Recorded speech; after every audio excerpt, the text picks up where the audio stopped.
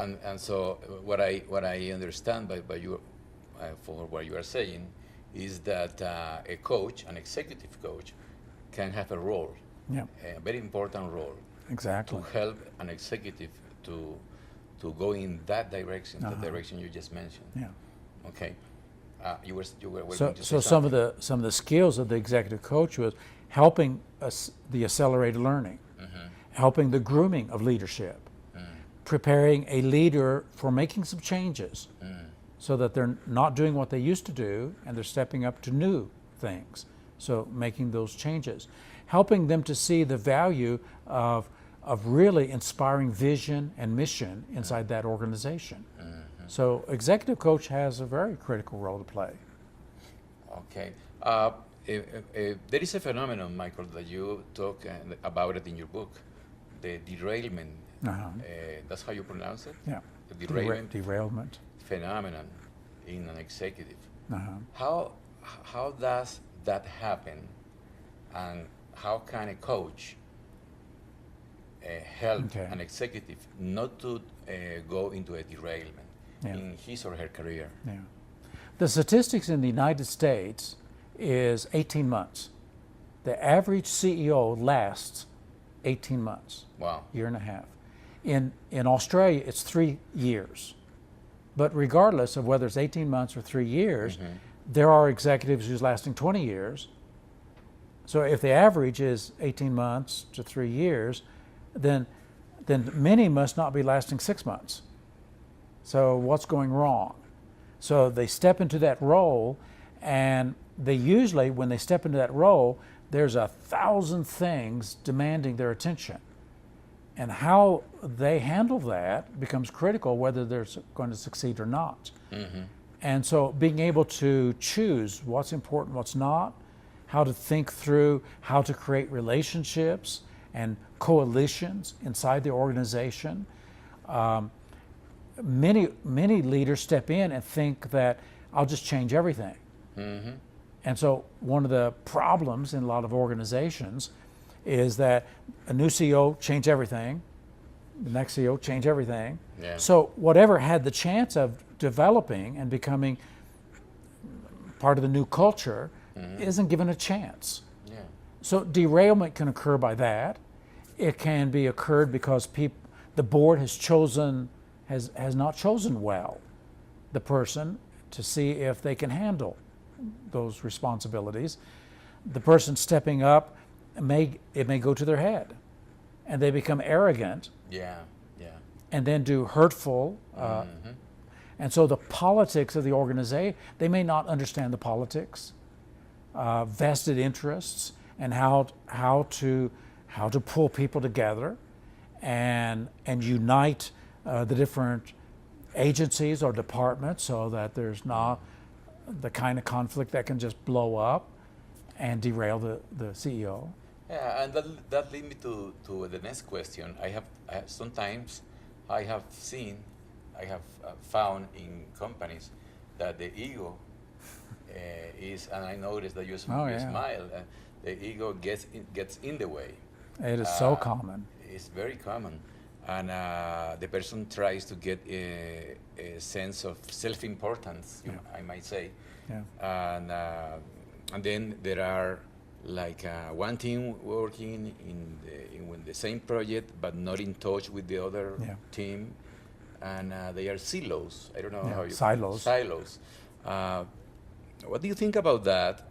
And what approaches do we have in coaching to help them to address what I just mentioned? So one of the most basic things in coaching is setting well-formed outcomes. Goals that are well designed. And same thing with executives. So if I'm going to design a well-formed outcome, something I want to occur, whether it's in 6 months or in a year or 5 years, then my next question is, who do I need to help me make that happen? Yeah. And just asking that question, who do I need on the board? So if I'm making enemies because of what I'm doing is not taking consideration of people in this department, people in that, and I'm not being a collaborative leader. If there's anything that's needed in organizations are collaborative leaders instead of competitive leaders. Yeah. Competitive leaders is what has created a lot of destructiveness in organizations and the silo effect. Mm-hmm. Well, that's not my department. I didn't grow up in that department. I don't know about them. Let them fend for themselves instead of creating collaborations. So this problem, which I think is very common, an executive coach with a well-trained executive coach could help the organization to deal with it. Exactly. So we are talking here about a methodology, I might say a methodology with a philosophy, a psychology behind. Exactly. That help the executive to get the ego out of the way. Yeah. What tools, what models do we have? Okay. Well, in meta coaching, we have quite a number. Yeah. Can you you're tell us a quite little bit about familiar with. So, one of the models would be the self-actualization quadrants. So we think about two things that makes a person enabled to do whatever they do at a high level of high efficiency and effectiveness, actualizing what is their highest potentials. And I'm sorry to interrupt you. You said a word that I know, but maybe the people that are watching us are not familiar with. Self-actualization. Yeah. What does it mean? Well, being your best self. Being your best self. Yeah. What is that? Well, your potentials. What is a potential becoming actual? Okay. And then you fully functioning. Fully functioning. Mentally functioning, emotionally functioning, linguistically functioning Okay. at your highest, behaviorally, relationally, being at your very best. So your self-actualization is being fully alive, fully human. And so to explain that, we talk about the meaning axes and the performance axes. Performance is competency and skill development, from incompetence to mediocre, to getting the job done, to some expertise, to some mastery, that axis. The meaning axis is about meaningfulness. The more meaningful something, the more the energy, the motivation, the drive to get it done. The less the meaningfulness, when it becomes trivial, when it becomes meaningless, we're not going to have any energy, any motivation. So with these two axes, we've got 4 quadrants. And the 4 quadrants enables us to analyze where a person is or where a company is in terms of being fully engaged in high-level performance. And so that's one of our tools to be able to make things more meaningful and then move people along that competency scale. What can we do with the executive, the high executive, who is derived basically by his or her ego? Okay. What tools do we have for that? So the first thing I would say is on the meaning scale, I wonder what it means to that person to make certain achievements. So if the ego is in the way, it must mean it's about me. Okay. Now, how many people want to follow that person? I mean, how many of us want to follow someone who's full of themselves?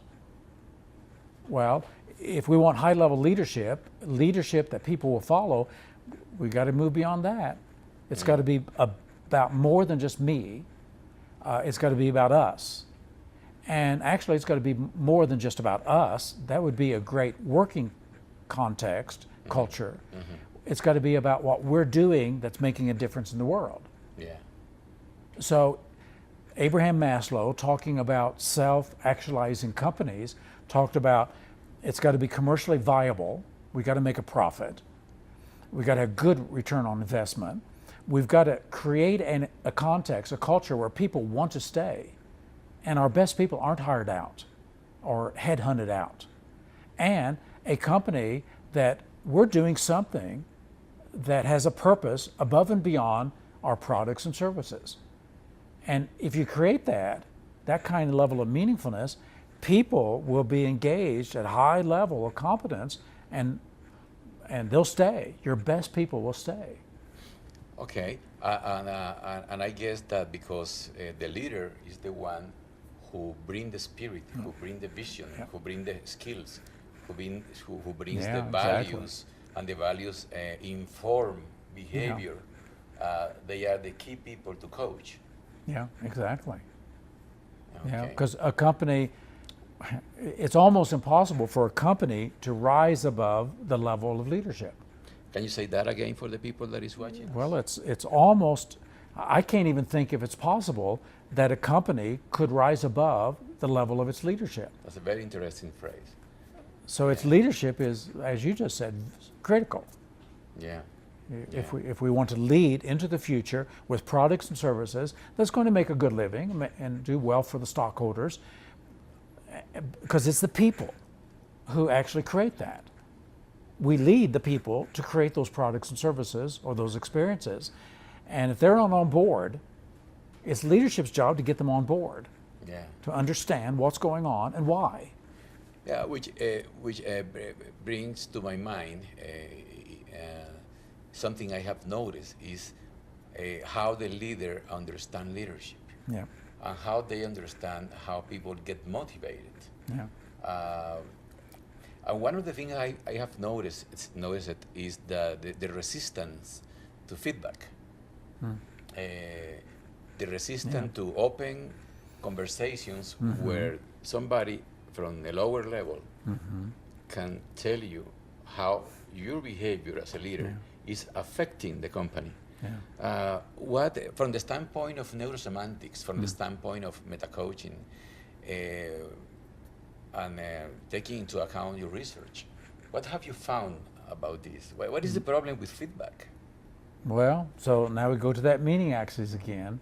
The meaning we give to it is going to be the quality of our experience. So if I'm afraid of it, if I think this is an insult to me as a person, I don't want to hear it. I'll avoid it. I'll prevent it. But that's very general. Yeah, it's very common.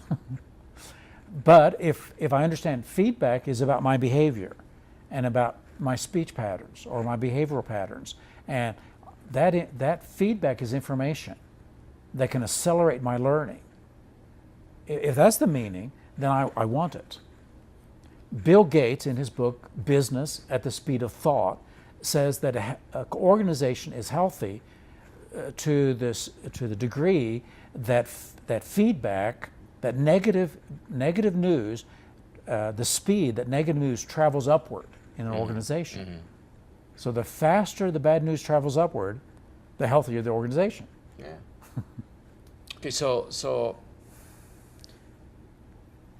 the leader depends on the people. To have the right information to lead the company. The leader depends on the relationship and the trust they have in order to know what is going on.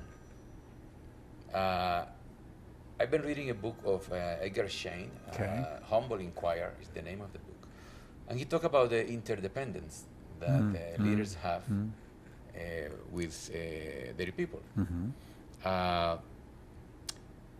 We as executive coaches, what can we do?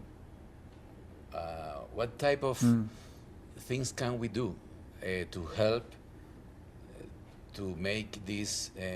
I would call it even a paradigm shift in the way leaders understand information, understand their role, because we are talking here really about a change in the culture, a change in the way the leader see himself or herself, and how they understand how the motivation, how the people move.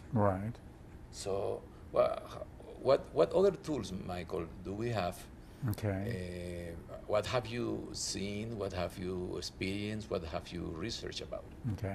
Well, to go back a little bit, one tool, just to expand a little bit more on feedback. Yeah. One of the things that's happening in executive coaching is the willingness of executives, senior leaders, to be observed and be given high quality, sensory-based, empirically based feedback about what they're doing. We call that shadow coaching. Yeah. An executive coach comes in and just watches, and then by a criteria set by the executive, giving feedback so as to create that shaping. So there's a tool. Another tool would be the very heart of coaching, which is conversation. Being able to facilitate and enable executives to facilitate the kind of conversations that need to be occurring, because relationship is based upon the quality of conversation. Yeah.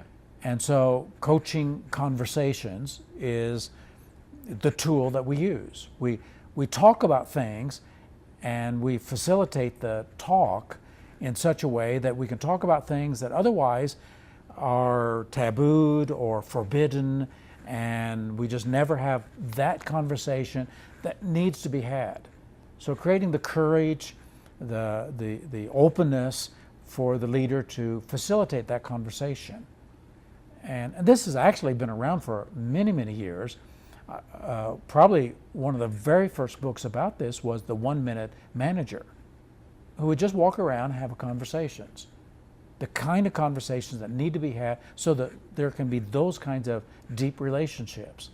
Now that requires of an executive to be open, to get the ego out of the way, to be learning, and so that's one of the things that's going to be required to get into that kind of state and to have that understanding. From Abraham Maslow, we call that a theory Y leader. A what? Theory Y. This is in contrast to theory X.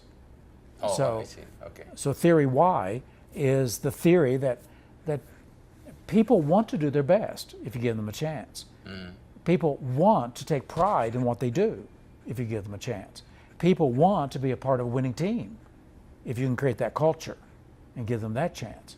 So people want to step up to responsibility if they're not treated like children or punished for giving you bad news. Mm-hmm. Mm-hmm.